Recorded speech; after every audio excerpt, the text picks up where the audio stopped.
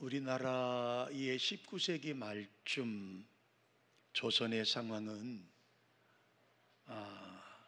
천민과 양반들이 한 자리에 앉을 수가 없었어요. 또 그 중에 천민 중에 천민이라고 하는 백정들은 더 경우가 심했습니다.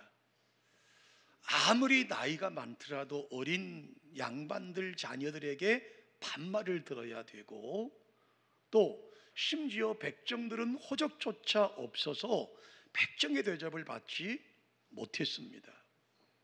결국 백정들은 마을에 살 수가 없어서 백정들끼리 집단으로 촌락을 이루고 살아갔습니다. 그런데 문제는 양반들에게 있어서 이런 백정 마을 사람들이 사는 그 마을은 접근하면 안 되는 그런 경계의 대상이었습니다. 1893년 관철동이라고 하는 그 백정들이 사는 마을에 박시성을 갖고 있었던 한 사람이 있었어요. 그는 자식에게만큼은 이름도 지어주고 신분도 신분도 없는 백정을 물려줄 수가 없어서 공부시키기로 작정을 합니다.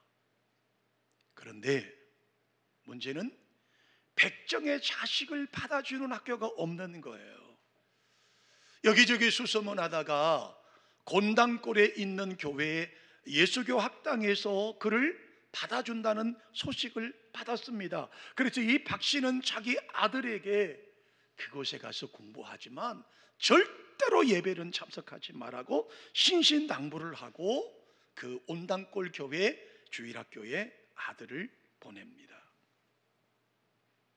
그러다가 얼마 지나지 않아서 이 박 씨는 그만 콜레라에 걸리고 말았습니다. 중병에 걸려서 사경을 헤매고 있을 때 미북 장로교회 선교사였던 무어가 그 아들로부터 그 박 씨가 콜레라에 걸렸다는 이야기를 듣습니다. 그리고 무어 선교사는 제중원 선교사였던 에비손을 대동해서 그 아무도 가지 않는, 감히 양반들에게는 인정도 받지 못하던 그 관철동으로 무어 선교사와 에비손 선교사를 데리고 찾아가서 이 박 씨를 치료하기 시작합니다. 그리고 박 씨는 고침을 받습니다. 지금까지 이름도 없이 박 씨로 살았던 이 백정에게 성춘이라는 이름도 이제 붙여주게 되죠. 드디어 그는 태어나 이름을 처음으로 박성춘이라는 이름을 가지게 된 것이죠.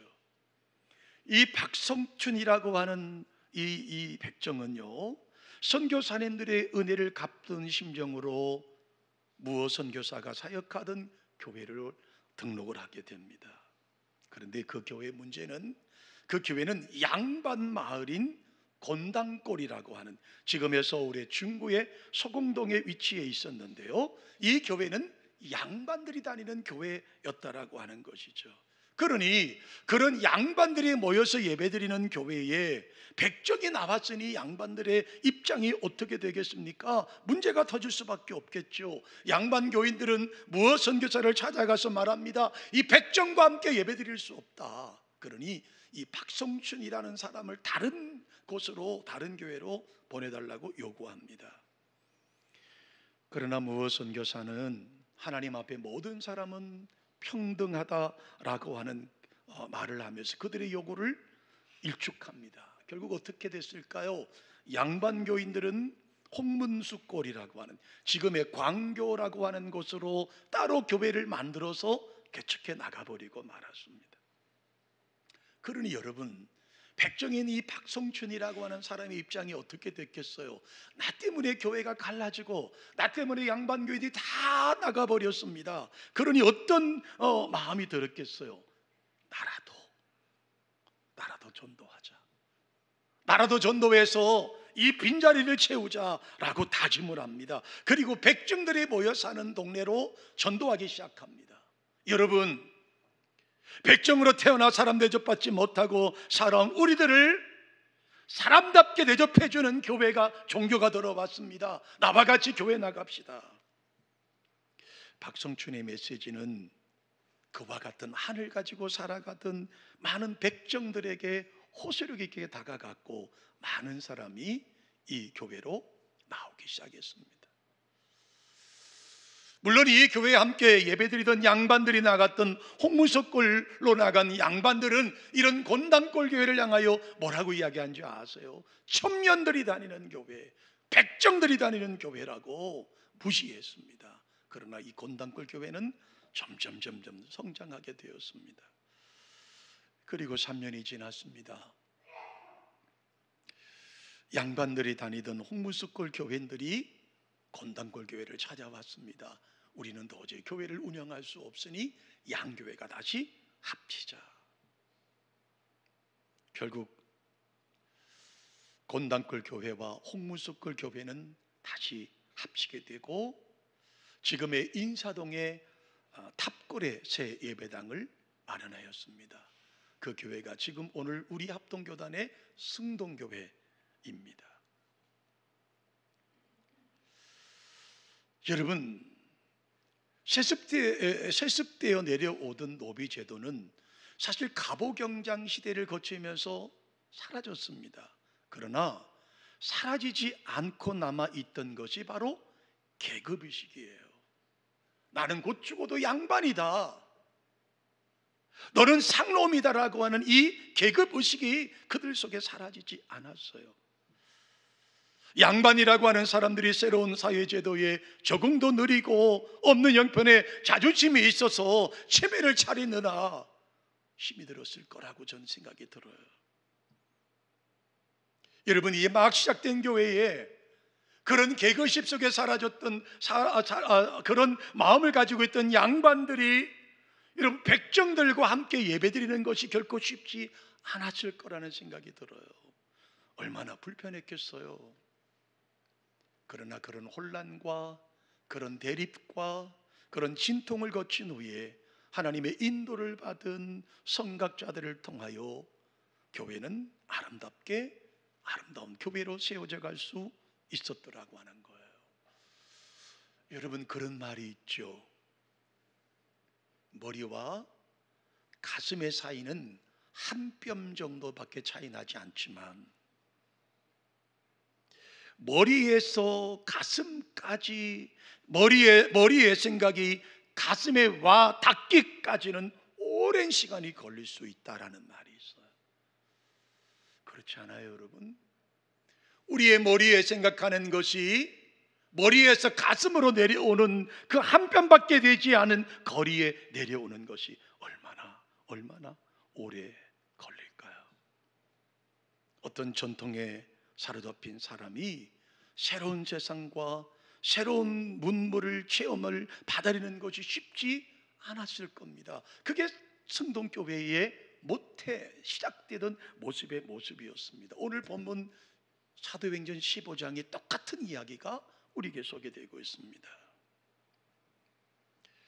예수님께서 승천하시면서 제자들에게 사도행전 1장 8절에 이렇게 말씀하시죠. 오직 성령이 너희에게 임하시면 너희가 권능을 받고 예루살렘과 온 유대와 사마리아 땅끝까지 이르러 내 증인이 되리라 하시니라. 이 말씀을 예수님 말씀하신 대로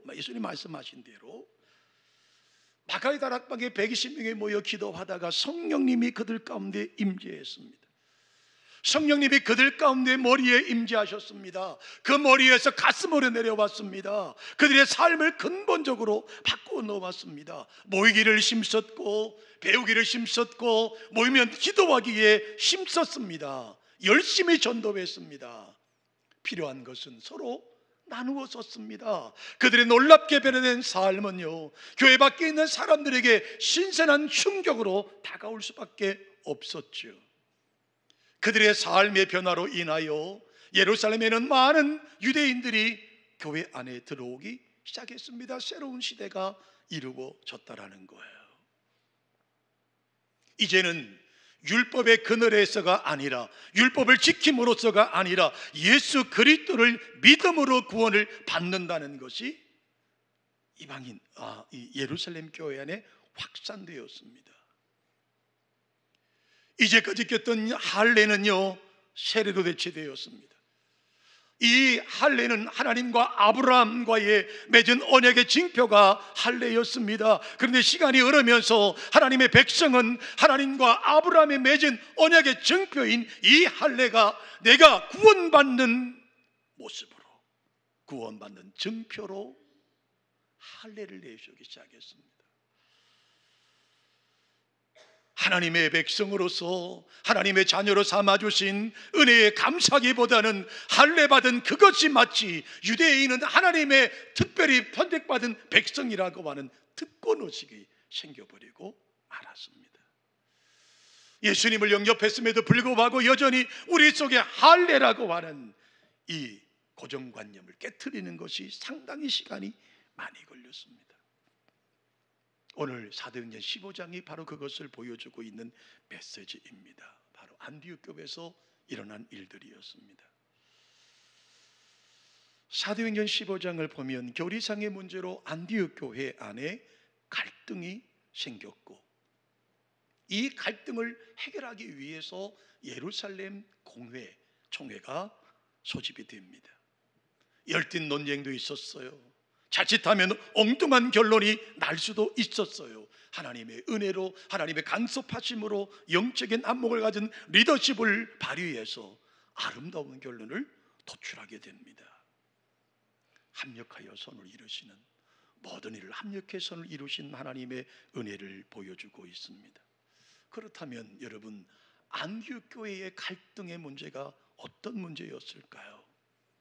자, 바울과 바나바는 안디옥 교회를 개척한 교회에 부름받은 초대 교역자였습니다. 그들은 교회를 아름답게 성장시켰고, 그리고 때가 되면 1차 전도 여행을 바울과 바나바는 떠나게 되었죠.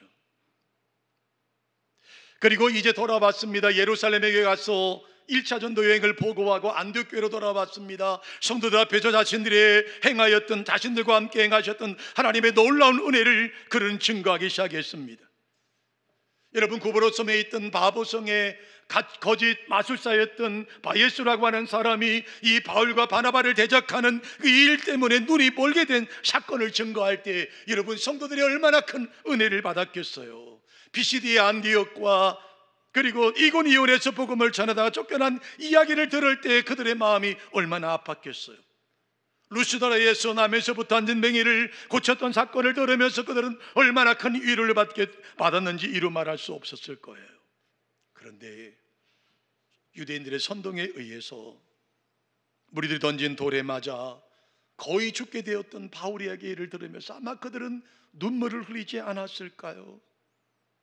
다시 하나님의 은혜로 그가 그 무리 속에 다시 살아난 이야기를 들으면서 아마 그들은 큰 박수를 쳤는지 모르겠어요. 어쨌든 바울과 바나바는 1차 전도여행을 통해서 주셨던 하나님의 은혜를 안디옥 교회에 낱낱이 보고했습니다. 그 선교 보고를 받으면서 안디옥 교회인들은 마음이 뜨거워지고 기쁨이 충만하고 하나님에게 영광을 돌렸을 거라고 생각 들어요. 그런데요 문제가 생겼습니다. 예루살렘 교회에서 내려왔던 유대주의자들 몇 명이 안디옥 교회를 왔습니다. 예수님을 믿게 된 이방인들도 할례를 받고 모세의 율법을 지켜야 된다라고 하는 주장을 펴기 시작했습니다. 문제는 이들이 주장한 이 이야기가 안디옥 교회에 큰 파장을 일으키고 있었더라고 하는 겁니다. 물론 바울과 바나바를 지지하는 사람들도 있었지만 예루살렘 교회에서 왔다라고 하는, 그 큰 교회에서 왔다라고 하는 그들의 말을 무시할 수가 없었어요. 그래서 교회가 시끄러워지기 시작했습니다. 갈등이 생겼어요. 그렇게 은혜롭던, 그렇게 아름다웠던, 그리스도를 닮은 교회라고 말하던 그 안디옥 교회가 갈등이 생겨버렸어요. 어떻게 합니까? 타협하지 않아요. 적당하게 넘어가지 않았습니다. 그렇다면 우리가 이 문제를 가지고 예루살렘으로 올라가자, 우리 모교회인 예루살렘에 가서 이 문제를 다루자라고 결정을 합니다. 그리고 바울과 바나바와 그리고 교회의 유력한 분들과 함께 예루살렘으로 올라가게 됩니다. 자, 예루살렘에 도착이 되었을 때 그곳 교인들과 사도들과 장로들에게 바울 일행은 환영을 받습니다. 그리고 다시 한번 안디옥 교회에서 있었던 간증 집회를 다시 한번 예루살렘에서 다시 또 하게 됩니다. 1차 전도 여행 때 이방인들이 돌아오던 이야기, 1차 전도 여행을 통해 하나님께서 이방인에게 문을 여시던 이야기들을 다시 한번 보고 겸 간증의 시간을 갖게 됩니다. 문제는 예루살렘 교회 안에서도 바울과 바나바의 이방인에게 복음을 전하는 것을 탐탁치 않게 여기던 사람들이 있었어요. 당신들의 말이 맞다, 틀린 말이 아니다. 그러나 기왕이면 할례 받는 게 좋지 않겠느냐, 기왕이면 율법을 지키는 거 좋겠지 않겠느냐라고 하는 주장을 펴게 됩니다. 그리고 이 문제로 예루살렘 회의, 예루살렘 총회가 이제 열리죠. 이 회의는 이방인 신자들을 유대인 신자들과 같은 지체로 인정해야 되느냐 하지 않아야 되느냐라고 하는 그런 모임, 회의였습니다. 바울과 바나바는 비록 구성원은 아니었지만 증인의 자격으로 이 회의에 참석을 합니다. 그리고 드디어 회의가 진행됩니다. 누구든지 예수를 믿기만 하면 구원을 받는다라고 하는 의견과 그것으로 충분하지 않다고 이방인이다 하더라도 할례를 받아야 된다라고 하는 의견이 충돌되었습니다. 논쟁이 벌어졌죠. 한참 진행되던 가운데 베드로 사도가 자리에서 일어서서 발언합니다. 여러분, 베드로 사도 역시 유대교 안에서 지내왔기 때문에 처음부터 이방인에 대한 열린 마음을 가진 사람은 아니었습니다. 그래서 하나님은 그에게 특별한 은혜를 주셨죠. 하나님께서 베드로에게 환상을 보여주셨습니다. 그리고 백부장의 집 고넬료의 집에 초대받게 하셨습니다. 고넬료의 집에 가서 그들에게 안수할 때 성령이 이방인에게 내리는 사건을 경험하게 하셨습니다. 그는 드디어 발견한 거예요. 하나님께서 나에게 주셨던 환상의 시간, 그것은 음식의 문제가 아니라 구원의 문제였구나. 단순히 먹고 마시는 문제가 아니라 하나님께서 이방인을 구원하시는 계획과 관련이 있겠구나라고 깨닫게 된 거예요. 그래서 베드로는 사도행전 11장 7절로 17절로 18절에 이렇게 고백합니다. 우리 함께 읽어보실까요? 그런즉 하나님이 우리 주 예수 그리스도를 믿을 때에 주신 것과 같은 선물을 그들에게도 주셨으니 내가 누구이기에 하나님을 능히 맡겠느냐 하더라. 그들이 이 말을 듣고 잠잠하여 하나님께 영광을 돌려 이르되 그러면 하나님께서 이방인에게도 생명 얻는 회개를 주셨도다 하더라. 자, 이제까지 양측의 의견이 팽팽하게 맞대고 있다가 베드로 사도가 고넬료의 집에 가서 이방인에게 기도하고 성령님이 임재했다는 이야기를 간증하게 되자 모든 의견이 이방인에게로, 이방인의 구원에 쏠려지게 됐다라고 하는 것이죠. 결정적으로 예루살렘 교회를 이끌어가던 야고보 사도가 발언하기 시작합니다. 여러분, 야고보는 사도 요한의 형도 야고보였습니다. 그러나 여기서 말하는 야고보는요, 예수님의 동생, 젖동생 야고보였습니다. 사실 예수님의 동생 야고보는 예수님께서 이 땅의 공생의 기간 동안에 사실 예수님이 누구신지 정확히 알지 못했습니다. 단순히 우리 집 큰형으로만 알고 있었어요. 그런데 예수님의 죽음과 부활을 계기로 예수님의 제자들과 함께 있게 되었고 마가의 다락방에서 120명의 성도들 가운데 그 야고보도 있었으며 그 기도하는 가운데 성령이 불같이 임재하는 것을 경험하게 되면서 야고보 사도는 자연스럽게 베드로 사도의 뒤를 이어서 예루살렘 교회를 목회하는 지도자가 되었다라고 하는 것이죠. 자, 야고보 사도는 하나님께서 자기 백성을 취하시려고 이방 사람들을 처음으로 돌보셨다고 하는 베드로 발언을 지지하는 발언을 합니다. 하나님께서 애굽에서 400년간 종살이하며 고통받던 이스라엘 백성을 구원하기 위하여 그들을 돌아보신 것처럼 이제 하나님의 때가 되어서 이방인들에게 돌보셔서 자기 백성을 삼으시다라는 말씀을 하고 있습니다.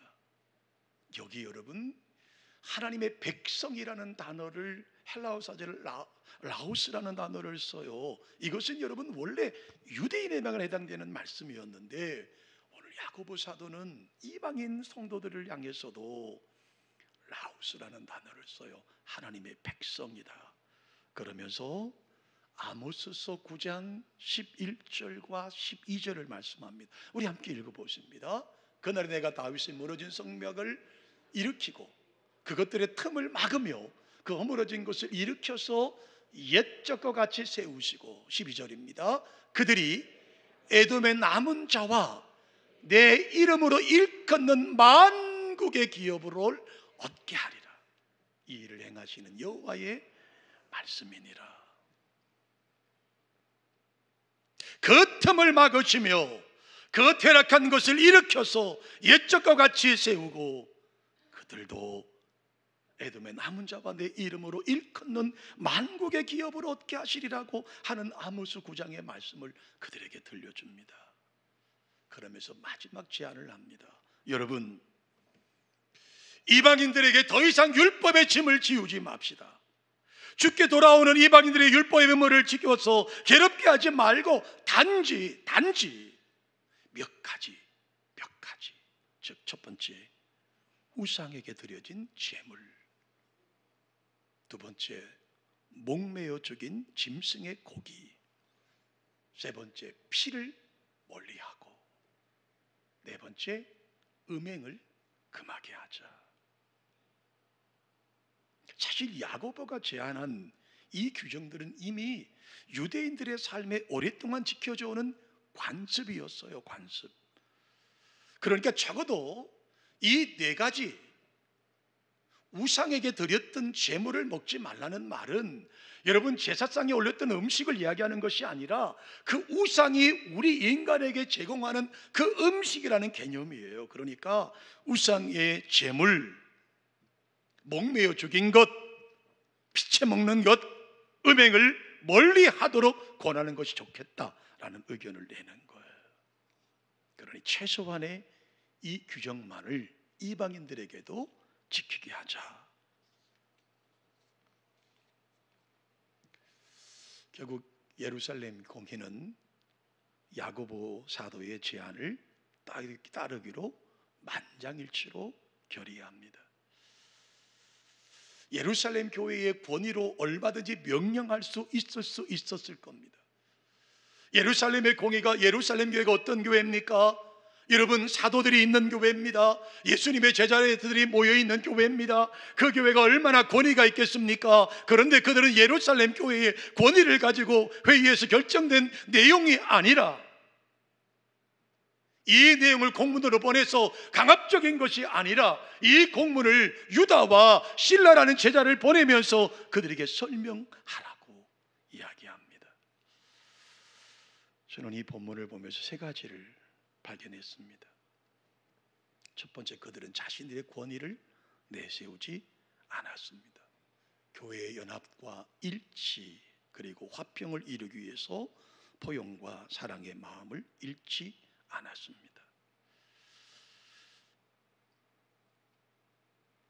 두 번째로, 예루살렘 교회 교인들 가운데 몇 사람을 함께 이 공문과 돌려보내면서 예루살렘 교회의 입장을 이야기합니다. 우리는 저들을 그 앞에 와서 율법을 지키라고 했던 사람을 파송한 적이 없다.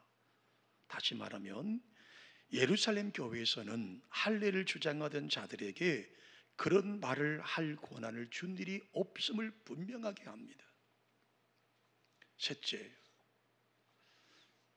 28절의 말씀을 보면 성령과 우리는 이라는 단어를 쓰면서 예루살렘 교회의 지도자들이 결정한 것은 성령님의 인도를 따라 결정했다는 사실을 이야기해 줍니다. 사랑하는 드림 가족 여러분, 저는 내일 새벽 우리 교단 총회에 참석을 합니다. 우리 대한예수장로회 합동측 총회가 110회를 맞습니다. 저는 제 생에 태어나 처음, 아마 제 자의적으로 하면 마지막, 처음이자 마지막 총회를 참석합니다. 총회를 바라보면서 기도합니다. 우리 합동총회가 여러분 대한민국에서 가장 큰 교회, 교단을 이루고 있는 우리 교단이 하나님의 은혜가 이루어지기를 기도합니다. 여러분, 예루살렘 교회는 우리의 모든 모범이 되고 우리의 캐논, 우리의 기준입니다. 예루살렘 교회도 시끄러웠습니다. 어려웠습니다. 의견이 다른 사람이 모여 있었습니다. 그런데 그들은 성령의 은혜로 하나가 되었고 만장일체가 되었고 그리고 합의를 보았습니다. 우리 교단의 총회가 그렇게 되도록 기도해 주시기를 주님의 이름으로 축원합니다. 모든 속해 있는 12,000개 교회가 총회의 결의를 따르고 총회를 존중하고 총회의 그 결의를 따라 아름다운 한국을 대표하는, 전 세계 장로교를 대표하는 우리 교단 총회가 되도록 여러분 기도해 주십시오. 내일부터 총회가 열리면 금요일 오후까지 일주일 내내 총회가 진행됩니다. 우리 장로님들이 오늘 오전에 저에게 그래요. 목사님, 아니 뭐 그렇게 회의할 게 많겠습니까? 여러분 안건만 400건이 넘습니다. 외부에 와서 인사하는 시간만 반나절이 지납니다. 얼마나 여러분 지루하고 힘들겠어요. 오전 9시부터 밤 9시까지 12시간을 회의를 합니다. 어떻게 가서 제가 버티고 앉아있을지 모르겠어요. 여러분 처음 참석하는 사람이 무슨 발언권이나 한 분 있겠습니까? 제가 저희 노회에서야 노회장이니까 심께나 쓰겠지만 여러분 총회 간다고 누가 저를 알아주시겠어요? 제가 손이나 한번 들어보겠습니까? 그런데 저는 하나님의 거룩한 공회를 보고 싶습니다. 하나님의 통치를 받는 총회를 보고 싶습니다. 하나님의 은혜가 그 총회 위에 넘치는 것을 보고 돌아왔으면 좋겠습니다. 기도하는 우리 여러분 되시기를 주님의 이름으로 축원합니다. 고마우신 하나님,